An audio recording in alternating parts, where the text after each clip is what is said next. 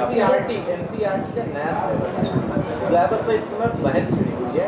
हालांकि अब बताया गया है कि जो औरंगजेब या जो मुस्लिम शासक थे उनको दुर्दांत आक्रांता बताया गया है, और अब उनकी जो चीज़ पढ़ाई जाती थी उससे बप्पा रावल का नाम आपने सुना है? जी हाँ। नहीं सुना होगा। बप्पा रावल वो हैं जब मोहम्मद बिन कासिम 712 में हमारे देश के ऊपर हमला किया था और सिंध प्रांत के राजा, ब्राह्मण राजा दाहिर सिंध प्रांत के राजा थे। बप्पा रावल मोहम्मद बिन कासिम इनकी हत्या किया था राजा दाहिर की, जो ब्राह्मण राजा थे, और उनकी 2 पुत्रियों को बंदी बनाकर ले गया था सीरिया, और वहाँ के खलीफा को उसने पेश किया एक नजराने के तौर पर। उन दोनों बच्चियों को, प्रमिला और सूर्या को पेश किया गया।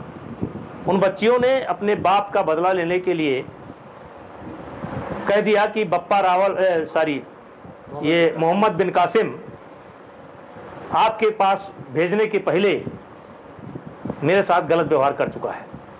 और इस पर सीरिया के खलीफा ने मोहम्मद बिन कासिम को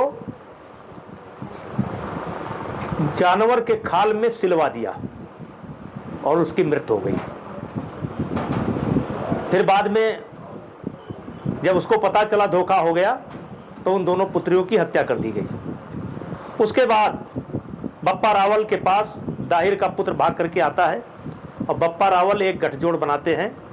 उसमें नाग भट्ट राजा, गुजर नाग भट्ट और एक पश्चिम के कोई नरसिंगा नाम के राजा थे। 3 राजाओं का एक गठबंधन बनता है और जाकर के ईरान तक भिगो भिगो करके मारते हैं, भिगो भिगो करके मारते हैं। और रावलपिंडी आज जो बना हुआ है वो उन्हीं रावल के नाम पर बना हुआ है, रावलपिंडी, उन्हीं बप्पा रावल। अब बप्पा रावल ने इतनी पिटाई की 300 वर्ष तक हिंदुस्तान के तरफ देखने की किसी की हैसियत नहीं हुई। लेकिन आज बप्पा रावल को इतिहास से गायब कर दिया गया। राणा सांगा के बारे में क्या कहा जा रहा है?